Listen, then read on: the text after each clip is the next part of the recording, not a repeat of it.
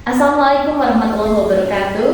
Saya Wanita Widiastuti, guru pengajar bahasa Indonesia di SMAN 1 Keraksaan Kabupaten Probolinggo.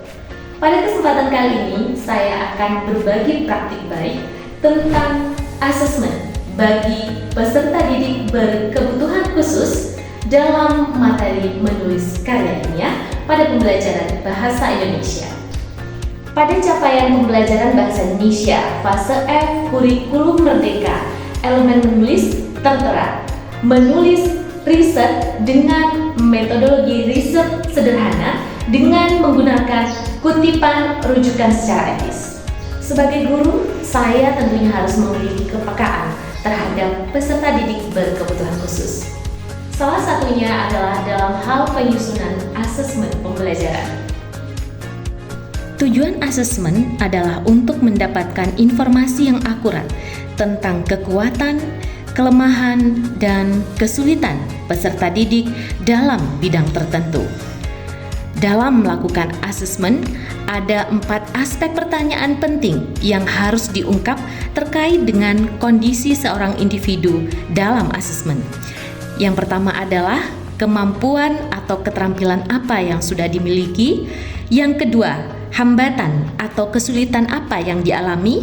Yang ketiga, mengapa hambatan atau kesulitan itu dialami. Dan yang keempat adalah kebutuhan belajar apa yang harus dipenuhi. Adapun teknik pelaksanaan asesmen dapat dilakukan dengan 4 cara. Yang pertama adalah dengan melakukan tes, yang kedua wawancara, yang ketiga observasi, atau yang keempat adalah analisis. Semua teknik tersebut tentu dapat digunakan untuk melengkapi data yang dibutuhkan oleh guru. Peserta didik berkebutuhan khusus atau biasa disebut dengan PDBK dapat diklasifikasikan menjadi beberapa bagian, yaitu PDBK dengan hambatan penglihatan, PDBK dengan hambatan pendengaran, PDBK dengan hambatan intelektual, dan PDBK dengan hambatan fisik motorik. PDBK juga ada yang memiliki bakat istimewa. Selanjutnya ada juga PDBK yang disebut dengan autisme, dan ada PDBK yang disebut dengan ADHD atau Attention Deficit Hyperactivity Disorder. Tugas guru memiliki kepekaan terhadap peserta didik yang memiliki kebutuhan khusus untuk dapat dilakukan tindakan-tindakan yang sesuai dengan kebutuhan mereka. Dalam menghadapi peserta didik berkebutuhan khusus, saya melakukan modifikasi dalam hal asesmen. Asesmen awal yang saya lakukan dengan cara wawancara dan observasi. Dalam asesmen awal, saya bisa mengetahui ada beberapa materi yang tidak dapat dipahami oleh siswa. Contohnya, peserta didik berkebutuhan khusus dengan hambatan intelektual kurang memahami materi menulis karya ilmiah. Saya selanjutnya membuat rentang mudah hingga kesulit pada kriteria ketuntasan untuk mengetahui pada rentang apa peserta didik berkebutuhan khusus tersebut dapat mencapainya. Saya melakukan modifikasi asesmen dengan membuat rentang dari mudah ke sulit pada kriteria ketuntasan proyek menulis karya ilmiah.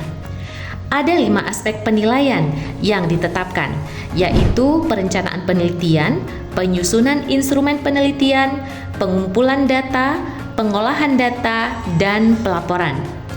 Peserta didik berkebutuhan khusus dengan hambatan intelektual kesulitan dalam menentukan tujuan penelitian dengan pilihan topik yang telah saya sediakan. Maka dalam kasus ini, saya menyediakan topik khusus yang sederhana untuk disusun menjadi sebuah judul penelitian. Jika teman dalam satu kelas ditetapkan topik penelitian dengan beberapa pilihan, misalnya topik kesehatan, pendidikan, dan perkembangan bahasa Indonesia, maka peserta didik berkebutuhan khusus dapat diberikan pilihan topik yang sederhana. Misalnya, topik tentang makanan yang dikonsumsi oleh siswa di sekolah.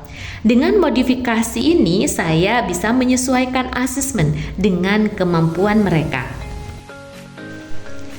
Dengan memodifikasi asesmen pada kriteria ketuntasan pembelajaran materi menulis karya ilmiah, maka saya telah memenuhi kebutuhan belajar peserta didik yang berkebutuhan khusus, serta membantu mereka untuk mengatasi hambatan atau kesulitan yang sedang dialami.